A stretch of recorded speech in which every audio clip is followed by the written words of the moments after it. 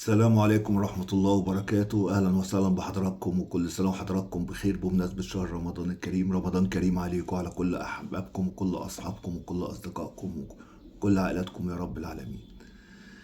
هنتكلم بقى، عاوزين نتكلم في رمضان إن شاء الله. الفترة ديت هنبدأ نتكلم كده على الأساطير اللي مروا على نادي الزمالك وعلى الكرة المصرية، وعلى أهم الأساطير اللي مروا على نادي الزمالك والكرة المصرية، سواء مصريين أو أجانب، واللي ليهم تاريخ واللي ليهم بصمة تاريخية جدا في تاريخ نادي الزمالك، ونلقي الضوء عليهم.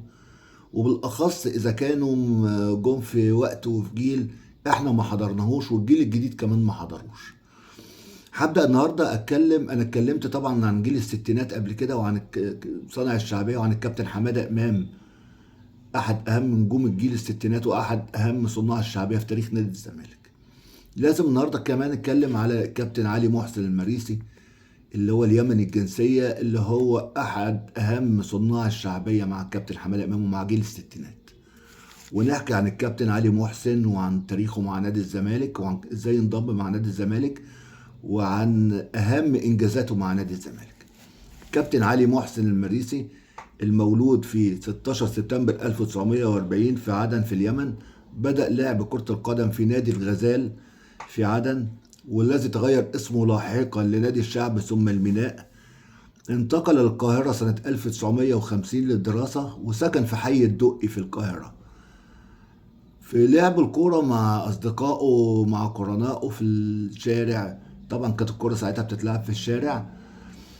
اكتشفوا المدرب الزملكاوي الكابتن محمد أنديل رحمة الله عليه، واعجب بيه جدا، وضمه لنادي الزمالك سنة 1956، وانضم لفرق الناشئين في النادي. بعد كده تم تصعيده للفريق الأول سنة 1958 في موسم 58 59، وشارك في مباراة طنطا في الدوري وأحرز هدف. وبعدين شارك في نهائي كأس مصر في نفس الموسم أمام النادي الأهلي، وفاز الزمالك 2-1، وهو أحرز الهدف الثاني وهدف الفوز بالكأس. ليشارك الزمالك الفوز ببطولة الكأس ويكون ليه بصمة، وتبقى أول بصماته في بطولات الزمالك وأول إنجازاته مع الزمالك. الكابتن علي محسن كمان ليه رقم قياسي لغاية دلوقتي ما اتحطمش، إن هو ليه كذا رقم قياسي، من ضمنهم إن هو أصغر لاعب هيسجل في مباراة الأهلي والزمالك. الكابتن علي محسن أصغر لاعب سجل في مباراة الأهلي والزمالك، سجل بالظبط في 24 ابريل 1959 في ماتش الاهلي، وهو مواليد 16 سبتمبر 1940، فسجل وهو عنده 18 سنة و8 شهور و8 ايام بالتمام والكمال. فاصبح اصغر لعيب. يعني كان في ناس بيقولوا الكابتن فاروق جعفر، وبعد كده جه اسامه فيصل. هو كان اصغر من الاثنين، اصغر من كابتن فاروق واصغر من كابتن اسامه فيصل. الكابتن فاروق لما سجل مع الزمالك سنه في الهدف بتاع مروان الشهير كان عنده 19 سنه. اسامه فيصل كان عنده 19 سنه وشهور. الكابتن علي محسن سجل وهو عنده 18 سنه 8 شهور و8 ايام بالتمام والكمال. بعد كده كابتن علي محسن شارك مع الزمالك في موسم 59 60، والزمالك فاز فيه ببطولة الدوري، واول بطولة دوري كانت في تاريخ الزمالك موسم 59 60.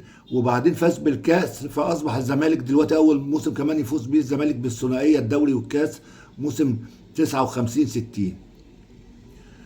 وهو اول ثنائيه لتاريخ نادي الزمالك، اللي قعدت لغايه اللي قررت تاني بعد كده سنه 87 88. يعني دي كانت اول ثنائيه في تاريخ الزمالك شارك فيها الكابتن علي محسن.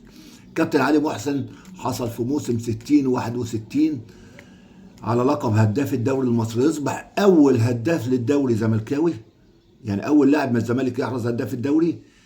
وفي نفس الوقت يبقى تاني الهدافين الاجانب في تاريخ الزمالك بعد الكابتن حمدتو الله يرحمه لاعب الترسانة، اللي كان هداف للدوري، اللي هو سوداني الجنسيه، اللي كان هداف قبل كده لنادي الترسانة. فده اصبح تاني هداف اجنبي، هداف للدوري المصري اجنبي. كابتن علي محسن حقق مع الزمالك بطولة الدوري 3 مرات، بطولة الكاس مصر 3 مرات. كابتن علي محسن اختار للعب مع منتخب مصر امام منتخب المجر في مباراه وديه سنه 1961، وكان شارك فيها وطلبت الصحف والجرايد والمجلات بحصوله على الجنسية المصرية والإعلام المصري ساعتها المشاركة الرسمية منتخب مصر، لكنه يفضل الاحتفاظ بجنسيته الأصلية. اختير ضمن أول منتخب للدول العربية سنة 1965. تخرج من الكلية الحربية، درس في كمل دراسته ودرس في الكلية الحربية المصرية، وتخرج سنة 1965 من الكلية الحربية المصرية من الدفعة 47 حربية، وتخرج برتبة ملازم. تم تكريمه في مصر بحصوله على وسام النيل ووسام الرياضة بعد فوز الزمالك على وست هام الإنجليزي 5-1 في المباراة الشهيرة. سنة 67 عاد الكابتن علي محسن إلى مسقط رأسه اليمن، وعمل مدرسا في الكلية الحربية، وهو أصلا ضابط قوات مسلحة، فعمل مدرس في الكلية الحربية في صنعاء. ولعب ودرب نادي الشعب الرياضي والمنتخب العسكري اليمني في الفترة من 68 لسنة 70. بعد كده الكابتن علي محسن درب نادي هورسد الصومالي سنة 72 و 73، ودرب أندية الوحدة في صنعاء، ودرب منتخب اليمن سنة 86، ودرب شعب صنعاء، ودرب منتخب الشباب اليمني. وبعد قيام الوحدة اليمنية عام 1990 اختير الكابتن علي محسن المريسي مستشارا لوزارة الشباب والرياضة اليمنية بدرجة وكيل وزارة. قام النادي الزمالك بتكريم الكابتن علي محسن في حفل تكريم أقيم في مقر النادي الزمالك ب100 عقبة. أطلق على الملعب الرئيسي في مدينة الثورة الرياضية بصنعاء ملعب الفقيد علي محسن المريسي. أطلق اسمه على أحد الشوارع بمسقط رأسه بمدينة التوايب بمحافظة عدن. توفي الكابتن علي محسن المريسي سنة 1993 يوم 16 نوفمبر عن عمر 53 سنة. ودي كانت يعني موجز بسيط عن أحد أهم الأساطير اللي لعبوا في تاريخ الزمالك وفي تاريخ الكرة المصرية، كابتن علي محسن، أول هداف للدوري الزملكاوي. في حاجة تانية كمان لازم أنوه عليها، إن هو الهداف التاريخي للاعبين المحترفين في الزمالك بسبب بإحراز 47 هدف مع نادي الزمالك. فكده الكابتن علي محسن هو أحد أهم الأساطير اللي ممكن ناس كتير ما تكونش عارفة تاريخها كويس. رحم الله الكابتن علي محسن المريسي وأسكنه فسيح جناته. وفي الوقت دوت لازم نتذكر نجومنا وأساطيرنا، وإن شاء الله في حلقة قادمة مع أسطورة جديد من أساطير الزمالك بإذن الله، وأقابلكم فيها بإذن الله. يلا، رمضان كريم عليكم، والسلام عليكم ورحمة الله وبركاته.